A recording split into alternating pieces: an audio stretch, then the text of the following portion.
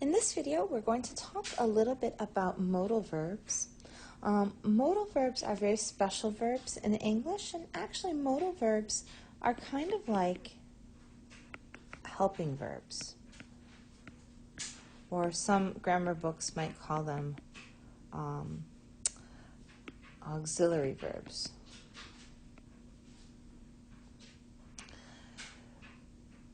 But they do a little bit more than some of the helping verbs in other verb tenses. For example, when we use do or does, have or has, did, sometimes the be verb, the helping verb doesn't really have any meaning. It's just doing a job. It's just helping the verb to make the sentence negative, or helping the verb to make the sentence a question. But when we use modals, the helping verb, it's not only helping the sentence to give the sentence a certain tense, but it's also helping to express a certain mood or emotion. There is a little extra meaning that we add when we use a modal verb. So actually the word modal comes from the word mood. So before we talk about some of the different ways that we can use modals and some of the different modal verbs that there are, let's talk about how we form modal verbs. So first of all, we can use modal verbs for the present, and we can use modal verbs for the future. When we do that, when we use modal verbs for the present and the future, we use the modal plus the base form of the verb. So we don't add s, no ed, no ing. Don't need to add anything like that. So for example, so that's kind of cool because the modal stays the same no matter what the subject is, and the base form of the verb stays the same no matter what the subject is. So I could say, I can play guitar, or she can sing, they can dance, right? And that modal verb stays the same, and that main verb, it never changes form. No s, no ed, no ing, just the modal and the simple form of the verb. So that's actually pretty easy. Okay. Now the only time that it becomes a little bit more difficult is that sometimes we use what's called phrasal modals. Phrasal meaning two or more words. Okay. Two or more words. And sometimes the phrasal modals have helping verbs that actually do need to agree with their subject, so they do change. So for example, if I say, you have to come to my party, right? Have, here's part of the phrasal modal, have to come. And in this case, it needs to agree with my subject. If I said she has to do her homework. So here, the phrasal modal has to, and then the main verb do, has to do. That needs to agree with the subject there. So there are a lot of phrasal alternatives for modals. Just be aware, though, that when you use some phrasal modals, you do have to make sure that that verb agrees with the subject. And then finally, we have some past forms of modals.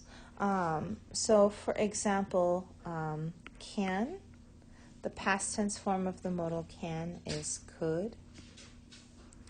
Have or has to, the past tense form of that modal would be had to. And then a lot of times we have modals where if we have should in the present or future, then we say should have, should have, and in this case, instead of using the simple form of the main verb, we actually do use the past participle. We won't talk about that too much. here, but that is an option for creating past modals. So now let's talk about some of the reasons why we would use modals. Well, first we'll start with ability. Ability just means that you have the talent or the skill that you need in order to do something. You are capable of doing something. And most of the time when we want to show ability, we use the modal can. But sometimes we use the phrasal modal able to. And here we use the helping verb be. So be able to. So I say, I could say I can sing, or I can also say I am able to sing. Okay, so those modals are to show ability. We can also use modals to make requests. In other words, when we're asking someone to do something, asking for help, asking for a favor, the modals that we can use to make requests are can, could, and would. And here, can, could, and would, they all have about the same meaning, except that could and would are more polite. They're a little bit nicer, and can is a little bit more informal. Okay, so I could say something like, can you help me? Could you help me? Would you help me? And we kind of go, we go here from less polite with can, a little bit more polite, and then even more polite when we use would. We can also use modals to express possibility. That means the chance that something will or will not happen. Now we can go on a continuum here. We can go from things that are unlikely to happen, meaning there is 0% chance that will happen, to that something is very likely to happen. And all the way over here we have things are 100% likely to happen, right? Near certainty, right? It's gotta happen. So down over here at the bottom, cannot. If I say something like, this cannot be true. This cannot be true.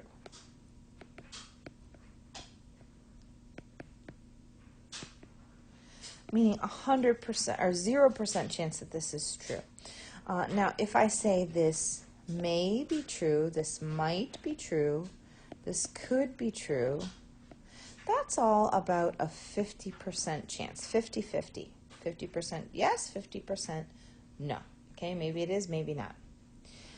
If I say this should be true, I'm a little bit more, I'm not maybe all the way to 100%, but I'm definitely more than 50%. So should is somewhere in between. And then if I say this must be true, I'm certain.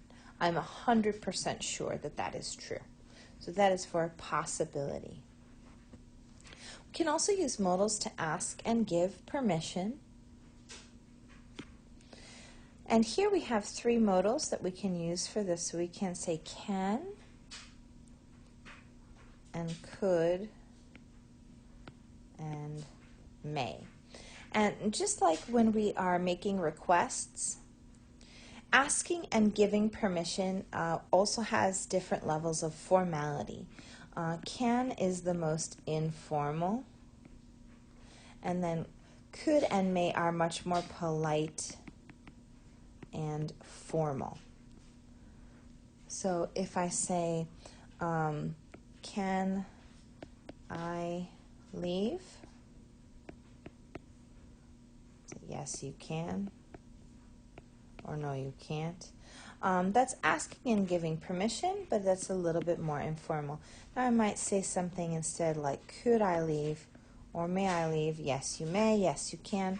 That's going to be probably a little bit more polite, a little bit nicer way to ask.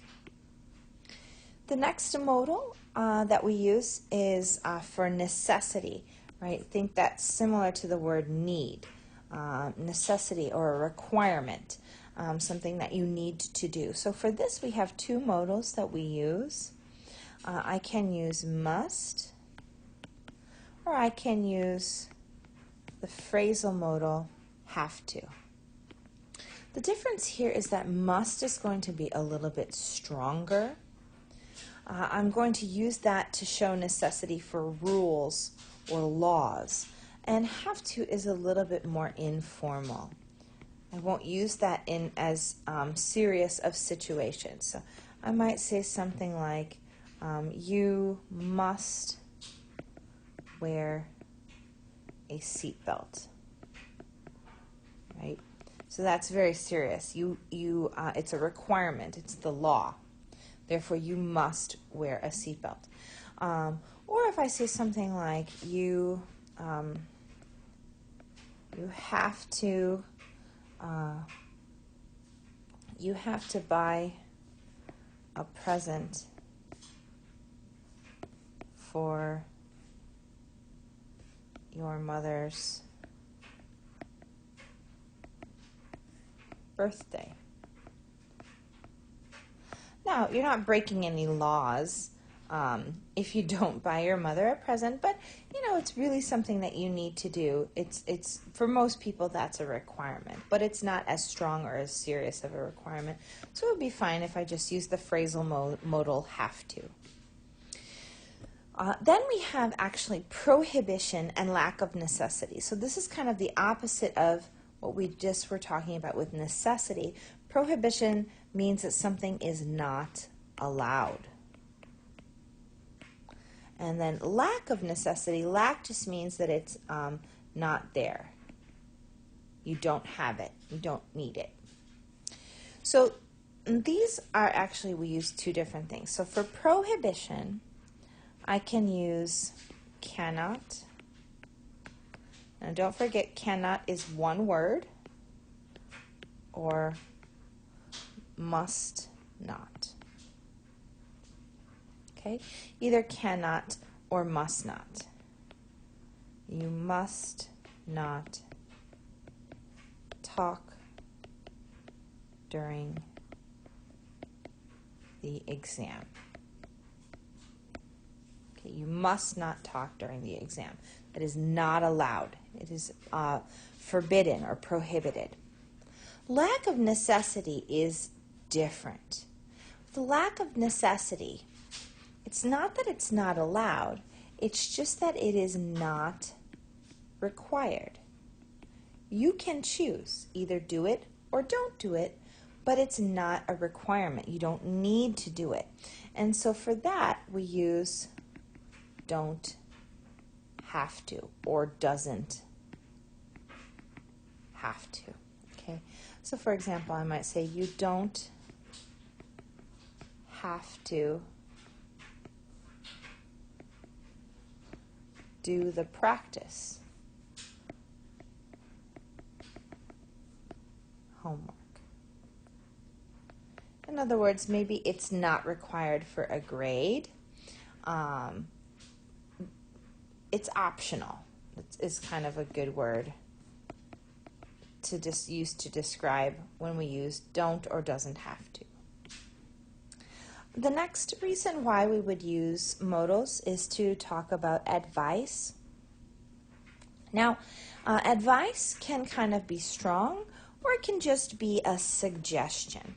So if I'm just making a suggestion, if I'm just telling you what I think is a good or a bad idea, we can use be supposed to.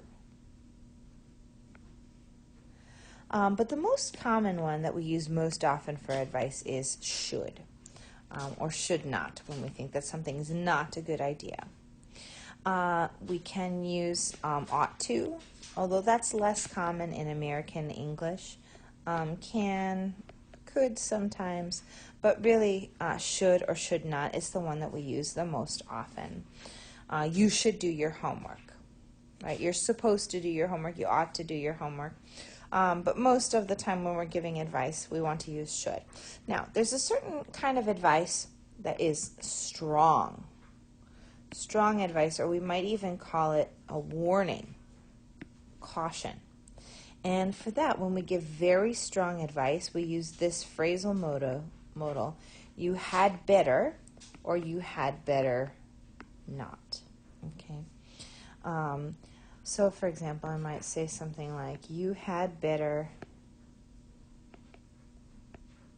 not cheat on the exam.